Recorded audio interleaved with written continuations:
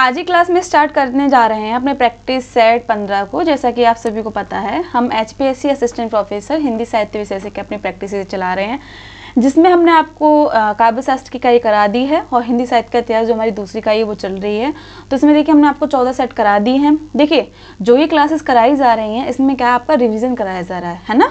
तो डेली क्या है, हम आपको 15 क्वेश्चन देते हैं। तो 15 क्वेश्चन में भी देखिए हम आपको 2-3 चीज़ें उस क्वेश्चन से एक्स्ट्रा बताते हैं, ठीक। तो इसका सिर्फ एक ही लक्ष्य है कि आपका रिवीजन होता रहे, है ना। थ्योरेटिकल इस वजह से नहीं पढ़ा पा रहे हैं क्योंकि समय की थोड़ी कमी है, तो इसीलिए आपको क्या है, हम क्विक रिवीजन क्वेश्चंस के माध्यम से करा रहे हैं, ठीक। तो चलते अपने अगले प्रश्न पर। तो जो हमारा पहला प्रश्न आ रहा है कि सिंघल प्रतीक है। जैसा कि आप सभी को पता है, हम भक्ति काल कर रहे हैं, तो भक्ति काल में भी देखिए जो प्रेमाश्रयी काव्यधारा है तो उसके क्वेश्चन हमने पिछली क्लास में किए। तो यहाँ पर भी देखिए आपको कुछ क्वेश्चन प्रेमाश्रयी काव्यधारा के मिलेंगे। इसके बाद क्या है, राम भक्ति काव्यधारा से संबंधित आपको प्रश्न देखने को मिलेंगे। कुछ सिंगल प्रतीक है। अब देखिए सिंगल आपने नाम तो सुना ही होगा, ये एक स्थान का नाम है। किस ग्रंथ से है ये, तो पद्मावत। किससे है, पद्मावत। अब देखिए इसमें प्रतीक पूछा है कि किसका प्रतीक है ना। तो ये क्या है, आपको प्रतीक बताना है। ऑप्शन दिए हैं मन, हृदय, माया, सांसारिक बुद्धि, ठीक है। अब इसमें से आपको बताना है कि सिंगल का जो प्रतीक है जो कवि ने लिया है वो कौन सा है। तो क्या आएगा इसमें, हृदय,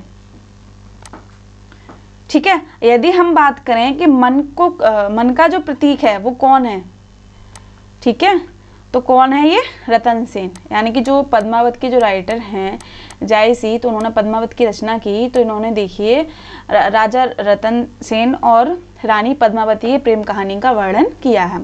इनके खंड में नागमती वियोग वर्णन महत्वपूर्ण रोल अदा करता है अपना, क्योंकि यहाँ पर इन्होंने विरह का वर्णन किया है। और देखिए विरह भी एक तरह से जो इन्होंने वर्णन किया है वो अतिशयोक्ति पूर्ण किया है। इनकी जो पहली पत्नी थी रतन सेन की, कौन थी, नागमती, ठीक है। तो उनके विरह का वर्णन किया।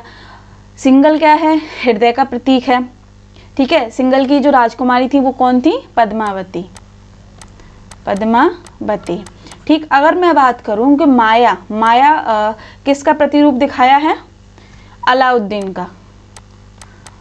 तो जैसा कि आप सभी को पता है रतन सेन और अलाउद्दीन के बीच युद्ध हुआ था। तो जो माया है वो किसका प्रतीक है, या कह लें अलाउद्दीन का प्रतीक कौन है, माया है। सांसारिक बुद्धि कह लें या दुनिया का धंधा, दूसरा नाम से दुनिया धंधा, तो ये किसका प्रतीक है, नागमती का। किसका है, नागमती का, ठीक। बात करें पद्मावती की, तो पद्मावती का प्रतीक क्या है, सात्विक बुद्धि, सात्विक बुद्धि, या कह लें श्रद्धा, है ना, या परमात्मा। जैसा कि मैंने आपको कल बताया था, जो सूफी कवि हैं उनका मानना क्या है, जो नायक है वो आत्मा है, जो नायिका है वो परमात्मा है। तो नायक क्या है, परमात्मा को यानी कि नायिका के प्रेम को प्राप्त करने में के लिए जो कोशिश करता है, जो संघर्ष करता है और अंत में जाके वो प्रेमिका को प्राप्त कर लेता है, या कह लें नायिका को प्राप्त कर लेता है, तो वो किस समान है, जैसे आत्मा ने परमात्मा को प्राप्त कर लिया। वहीं सूफी काव्य में एक अवधारणा आप देखेंगे, शैतान की अवधारणा। जो आत्मा यानी कि नायक है, जो संघर्ष करता है प्रेम को पाने में यानी कि नायिका को पाने में, तो वो संघर्ष, वो अवरोध किसकी संज्ञा है, शैतान की, ठीक है। वो शैतान का काम करते हैं जो नायक को पीछे धकेलते हैं, कि आत्मा को परमात्मा के पास आने से रोकते हैं। लेकिन अंत में क्या है, आत्मा क्या है, इन संघर्षों पर विजय पा लेती है और परमात्मा को प्राप्त कर लेती है, यानी कि नायक नायिका को प्राप्त कर लेता है। समझ आ गई आपको बात। हृदय सिंगल का प्रतीक है और मन रतन सेन का प्रतीक है। वही बात करें अलाउद्दीन माया का प्रतीक है, ठीक है। और शैतान, तो शैतान कौन है, राघव चेतन। राघव चेतन को शैतान क्यों कहा गया है, क्योंकि इसी ने तो खबर दी थी अलाउद्दीन को इसी ने तो खबर दी थी सारी, तो इसीलिए इसे शैतान का रूप माना गया है। एक क्वेश्चन ऐसे भी माना जाता है कि जो हीरामन तोता है वो किसका प्रतीक है, गुरु का। किसका, गुरु का। क्योंकि जो हीरामन तोता है वो पद्मावती के जो भाव होते हैं राजा के प्रति उनको बताता है, यानी कि वो गुरु का प्रतीक है, वो उसे प्रेम की राह पर आगे बढ़ाता है। ये किसका मानना है? मलिक मोहम्मद जायसी का। ठीक है, तो आपको सारी चीज़ें समझ में आ गई होंगी। चलते हैं हम अपने अगले प्रश्न पर। तो अगला प्रश्न है, रचना से है कि पुष्पावती किसकी रचना है? महत्वपूर्ण प्रश्न है कि पुष्पावती किसकी रचना है? दुखहरण दास की, आलम की, पुहकर की या नूर मोहम्मद की? तो जो पुष्पावती रचना है किसकी है? ये दुखहरण दास की। महत्वपूर्ण। ठीक है, चलते हैं अगले प्रश्न पर। तो अगला प्रश्न देख लेते हैं कि लौरिक चंदा किस प्रेमाख्यान काव्य के पात्र है? महत्वपूर्ण प्रश्न है। लौरिक और चंदा किस प्रेमाख्यान काव्य के पात्र हैं? चंदायन के हैं, सत्यवती कथा के हैं, मृगवती के हैं, रसरतन के हैं? तो देखिए, लौरिक और चंदायन जो काव्य ग्रंथ है उसके पात्र हैं। चंदायन के राइटर कौन है? जैसे मैंने आपको पिछली क्लास में बताया था, मुल्ला दाऊद। और मुल्ला दाऊद को देखिए सूफी काव्य धारा का प्रथम कवि किसने माना है? राम कुमार वर्मा ने माना है। अगर हम इसके समय की बात करें तो 1379 क्या इसका समय है। ठीक है, अब बात करें जो चंदायन है, ये पूर्वी भारत में प्रचलित लोरिक और उसकी पत्नी मैना, देखिए उसकी पत्नी मैना व विवाहिता प्रेमिका चंदा की प्रेम कथा पर आधारित है। जो चंदायन है इसमें जो लौरिक होता है वो नायक होता है और चंदा क्या कौन है? नायिका। तो लौरिक की शादी हो जाती है किससे? मैना से, और जो चंदा है उसकी विवाहिता प्रेमिका है। तो इनके इर्द गिर्द ही क्या है, ये सारी जो कहानी है घूमती है। दूसरी बात आप याद रखेंगे कि डॉक्टर माता प्रसाद गुप्त ने, एक और याद रखना है आपको, डॉक्टर माता प्रसाद गुप्त ने चंदायन को लोर कहा या लोर कथा कहा है। ठीक है, अगर पूछ लिया जाए कि लोर कथा या लोर कहा किसे कहा है, तो किसे कहा है? चंदायन को। तो लौरिक कौन है? नायक। चंदा कौन है? नायिका। समझ आई आपको बात? चलते हैं अगले प्रश्न पर। अगला प्रश्न देखें कि 7 चौपाई के बाद एक दोहा देने की परंपरा किस ग्रंथ में है? तो ये यहाँ पर आपको बतानी है कि 7 चौपाई के बाद एक दोहा ग्रंथ देने की परंपरा किस में है? तो ऑप्शन में देख लेते हैं, पद्मावत, चित्रावली, सत्यवती, मृगावती, हंसावली। बात करें पद्मावत की तो राइटर कौन है इनके? जायसी। ठीक है, चित्रावली के कौन है? उस्मान। ठीक है, सत्यवती के कौन है? ईश्वरदास। मृगावती के कौन है? कुतुबन। ठीक है, कुतुबन को रामचंद्र शुक्ल ने क्या है? सूफी शाखा का प्रथम कवि माना है। ठीक है, हंसावली असायत, और जो गणपति चंद्र गुप्त हैं उन्होंने असायत जो कवि हैं उन्हें सूफी काव्य का प्रथम कवि माना है। अब देखिए प्रश्न हमारा क्या कह रहा है कि 7 चौपाई के बाद एक दोहा देने की परंपरा किस ग्रंथ में मिलती है? तो देखिए पद्मावत और चित्रावली में क्या है? 7 चौपाई के बाद एक दोहा देखने को मिलता है। तो आप ये भी याद रखेंगे। ठीक है, चलते हम अपने अगले प्रश्न पर। अगला प्रश्न है कि अहिंसावाद प्रपत्तिवाद किस संप्रदाय की विशिष्टता है? महत्वपूर्ण प्रश्न है कि अहिंसावाद और प्रपत्तिवाद किस संप्रदाय की विशिष्टता है? शैव, वैष्णव, जैन, बौद्ध। तो आपको इसमें बतानी है किसकी है? वैष्णव की। किसकी है? वैष्णव संप्रदाय की। अब देखिए कि जो प्रपत्तिवाद है उसको शरणागति भी कहा जाता है। याद रखेंगे प्रपत्तिवाद को। अगर पूछ लिया जाए कि शरणागति किस संप्रदाय से है तो किससे है? वैष्णव से। शरणागति जो वैष्णव संप्रदाय है, जो वैष्णव भक्ति यानी कि विष्णु के प्रति भक्ति इसमें की जाती है, तो इन्होंने प्रपत्तिवाद और अहिंसा को महत्व दिया है। इनका मानना ये है या फिर कह लें कि इनके जो संप्रदाय है उसके कितने अंग हैं? तो 6 अंग हैं इनके। अनुकूल का संकल्प, रक्षा का विश्वास, आत्मनिक्षेप, प्रतिकूल का त्याग, भगवान का वरण और धन्यवाद। चलते हैं अपने अगले प्रश्न पर। तो अगला प्रश्न है कि दक्षिण की मीरा किसे कहा जाता है? ठीक है, अब यहाँ पर आपको दक्षिण की मीरा बताना है। आधुनिक मीरा तो महादेवी वर्मा को कहा जाता है। दक्षिण की मीरा यानी कि दक्षिण भारत की मीरा किसे कहा जाता है? तो ऑप्शन है अंडाल आलवर, मोयंग आलवार, पेरिया आलवार, तिरुप्पन आलवार।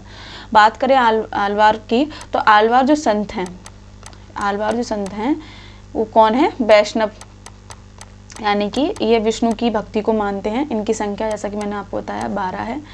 अब बात करें कि आलवार का मतलब क्या होता है, ये भी आपको पता होना चाहिए। आलवार का मतलब, तो आलवार का शाब्दिक अर्थ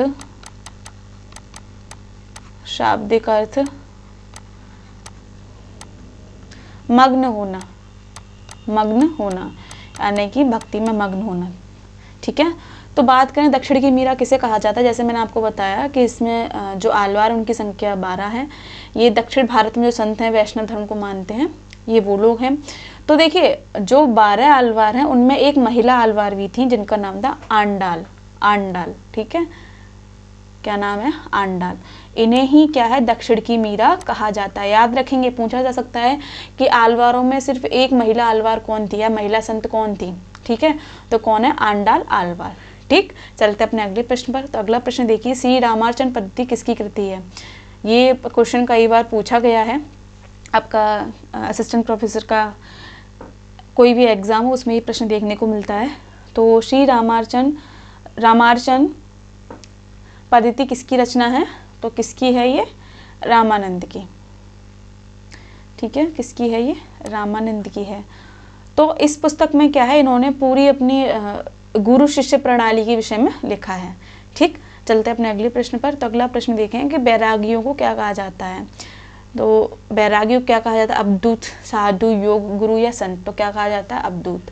ठीक है, देख कभी कभी ऐसा होता है कि अवधूत का जो मतलब है क्या निकलता है या अर्थ क्या निकलता है तो बैरागी दे देंगे, तो इसका उलटफेर भी वो कर सकते हैं। तो आपको पता होना चाहिए कि बैरागी का जो तात्पर्य है वो क्या है? अवधूत। ठीक है, अगर हम कहें कि बैरागी संप्रदाय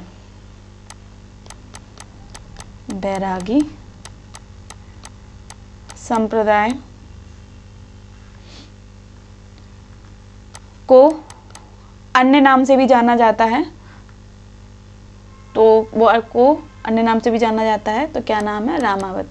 जैसा कि मैंने आपको बताया कि रामावत संप्रदाय के प्रवर्तक कौन है? रामानंद हैं, तो इन्हें क्या है? बैरागी संप्रदाय भी कहा जाता है। ठीक, चलते अपने अगले प्रश्न पर। तो रामानंद को आकाश धर्मा किसने कहा? तो रामानंद को आकाश धर्मा किसने कहा है? रामचंद्र शुक्ल ने, हजारी प्रसाद द्विवेदी ने, बच्चन सिंह ने, रामविलास शर्मा ने। किसने कहा है? हजारी प्रसाद द्विवेदी ने कहा है। ठीक है, चलते हैं अपने अगले प्रश्न पर। तुलसीदास ने के कितने ग्रंथ प्रामाणिक हैं? अब यहाँ पर आपको बताना है कि तुलसीदास के कितने ग्रंथ हैं जिन्हें प्रामाणिक माना गया है। 14, 12, 16 या फिर 11। तो देखिए तुलसीदास के 12 ग्रंथों को क्या है? प्रामाणिक माना गया है, जिसमें आपका है वैराग्य संदीपिनी, ठीक, रामज्ञ प्रश्नावली, रामलला नहच्चू, कृष्ण गीतावली, जानकी मंगल, रामचरितमानस, कवितावली,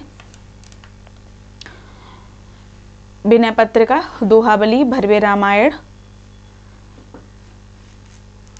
तो ये जो इनकी 12 कृतियां हैं इनको क्या है? प्रामाणिक माना गया है कि तुलसीदास ने 12 ग्रंथों की रचना की। चलते अपने अगले प्रश्न पर। तुलसीदास के किस ग्रंथ में संत महिमा, नीति, भक्ति, राम नाम की महिमा का वर्णन है? महत्वपूर्ण प्रश्न है। वैराग्य संदीपनी, जानकी मंगल, भरवे रामायण, रामचरितमानस। तो देखिए वैराग्य संदीपनी में क्या है? एक तो ये इनका पहला ग्रंथ माना जाता है वैराग्य संदीपनी। ठीक है, दूसरी बात इन्होंने इस ग्रंथ में क्या है? संत महिमा, नीति, भक्ति, राम नाम महिमा का वर्णन किया है। अगर हम बात करें कि तुलसीदास का ऐसा कौन सा ग्रंथ है जो वाल्मीकि रामायण पर आधारित है, तो कौन सा ग्रंथ है वो? जानकी मंगल। ये वाल्मीकि रामायण पर आधारित है। ठीक है, यानी कि वाल्मीकि रामायण से इसके कुछ जो कहते हैं ना जो नींव रखी जाती है, तो सबसे पहले तुलसीदास ने इस ग्रंथ को लिखने से पहले वाल्मीकि रामायण पढ़ी और इस ग्रंथ में क्या है? सीता और राम के विवाह का वर्णन है। अगर हम बात करें भरवे रामायण का, तो इसमें देखिए नायिका भेद के दर्शन देखने को मिलते हैं। ठीक है, रामचरितमानस के विषय में तो आप जानते ही होंगे कि इस कृति के कारण ही क्या है? तुलसीदास को प्रसिद्धि प्राप्त हुई। और इसमें कितने कांड हैं? 7 कांड हैं। कितने कांड हैं? 7 कांड हैं। अब देखिए कांडों के नाम भी आपको पता होने चाहिए। पहला है बालकांड, दूसरा है अयोध्या कांड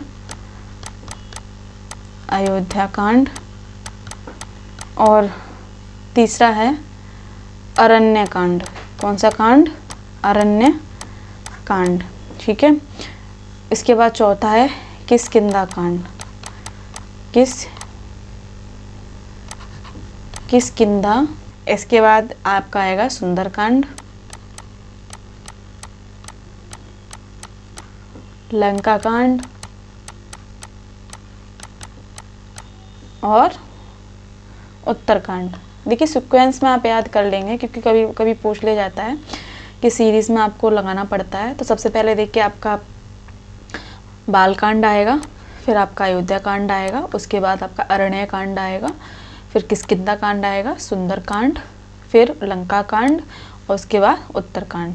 तो बालकांड, अयोध्या कांड, अरण्य कांड, किष्किंधा कांड, सुंदरकांड, लंका कांड और उत्तरकांड। ठीक है, ये क्या है? 7 कांड है रामचरितमानस का। और इन्हीं कांडों पर क्या है? ये पूरी रामचरित विभाजित है, या कहें रामचरितमानस का विभाजन 7 कांडों में किया गया है। समझ आ रही है आपको बात? अगर हम टाइम पीरियड देखें रामचरितमानस का कि ये कब पूर्ण हुआ, तो ये महत्वपूर्ण प्रश्न यहाँ से भी बनता है कि ये 2 वर्ष 7 माह और 26 दिन में क्या है? ये पूरा हुआ। समझ आ रही है आपको बात? अब देखिए कि अगर प्रश्न ये बनता है कि रामचरितमानस का हृदय स्थल कौन सा कांड है, ठीक है, तो कौन सा है वो? अयोध्या कांड। अयोध्या कांड को क्या है? रामचरितमानस का हृदय स्थल भी कहा जाता है, हृदय स्थल। ठीक है, तो आपको ये चीज़ें पता होनी चाहिए। अगर हम बात करें कि रामचरितमानस पर सबसे अधिक प्रभाव किसका देखने को मिला है, तो किसका मिलता है? अध्यात्म रामायण का। अध्यात्म रामायण का। ठीक, जैसे कि जानकी मंगल पर का जो आधार है वो क्या है? वाल्मीकि रामायण। उसी प्रकार रामचरितमानस का जो आधार है अध्यात्म रामायण। तो देखिए इस प्रश्न में सबसे पहले आपने ये जाना कि संत की महिमा और राम नाम की महिमा से संबंधित कौन सा ग्रंथ है? बैराग्य संदीपनी। बैराग्य संदीपनी क्या है? इनका पहला ग्रंथ है। क्या है? पहला ग्रंथ है। जानकी मंगल के विषय में आपने जाना कि जो जानकी मंगल है उसका आधार क्या है? वाल्मीकि रामायण। इसमें सीताराम के विवाह का वर्णन है। और रामचरितमानस जैसा कि मैंने आपको बताया इस कृति के कारण ही इन्हें ख्याति प्राप्ति। इसमें 7 कांड है। इसका जो टाइम पीरियड है, कितने टाइम में ये लिखी गई, तो 2 वर्ष 7 माह 26 दिन में। किस पर यह आधारित है, या कहें कि किस आधार पर ये लिखी गई या किसका प्रभाव इस पर देखने को मिलता है, तो अध्यात्म रामायण का 7 कांडों के नाम बताए। बालकांड, अयोध्या कांड, अरण्य कांड, किष्किंधा कांड, सुंदरकांड, लंका कांड, उत्तरकांड। ठीक है, तो मानस का हृदय स्थल कौन सा है? अयोध्या कांड। तो इस प्रश्न में देखिए आपने 5-6 चीजें समझी। ठीक है, तो चलते अपने अगले प्रश्न की ओर। अगला प्रश्न देख लेते हैं कि मानस की पहली टीका किसने लिखी, यानी कि रामचरितमानस की पहली टीका किसने लिखी है? तो रामचरण दास ने, ईश्वर दास ने, नावा दास ने, अग्रदास ने। तो किसने लिखी है? रामचरण दास ने। ठीक है, ईश्वर दास सत्यवती कथा के ये राइटर हैं। नावा दास आपके किसके हैं? अष्टयाम के। महत्वपूर्ण रचना है, अष्टयाम के ये रचनाकार हैं। ठीक, चलते अपने अगले प्रश्न की ओर। तो अगला प्रश्न देख लेते हैं। तुलसीदास ने सर्वप्रथम किसे रामचरितमानस सुनाई? महत्वपूर्ण प्रश्न है ये। रसखान को, सूरदास को, रहीम को, सेनापति को। तो देखिए ज़्यादातर जो कन्फ्यूजन होती है रहीम और रसखान में होती है, तो उन्होंने किसे सुनाई थी? रसखान को। ठीक, चलते हैं अपने अगले प्रश्न की ओर कि हनुमान नाटक किसकी रचना है? ऑप्शन लिखे हुए हैं आपके, हृदय राम की है या फिर रामलल पांडे की है, लाल दास की है, ये सारी चीज़ें। तो बात करें हनुमान नाटक, तो हनुमान नाटक जो किसकी रचना है? ये हृदय राम की। महत्वपूर्ण रचना है, पूछी जाती है। अगर मैं बात करूँ रामलाल पांडे ने कौन सी रचना लिखी, इनके विषय में भी जान लेते हैं। तो देखिए इन्होंने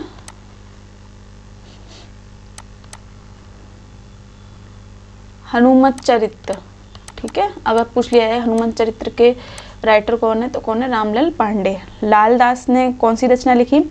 इन्होंने अवध विलास। क्या लिखा इन्होंने? अवध विलास। अवध विलास। ठीक है, विष्णुदास की अगर रचना की हम बात करें तो विष्णुदास ने देखिए रुक्मणी मंत्र या रामायण कथा, है ना, महाभारत कथा भी लिखी है इन्होंने। महाभारत कथा, रुक्मणी मंत्र, रुक्मणी मंत्र और रामायण कथा।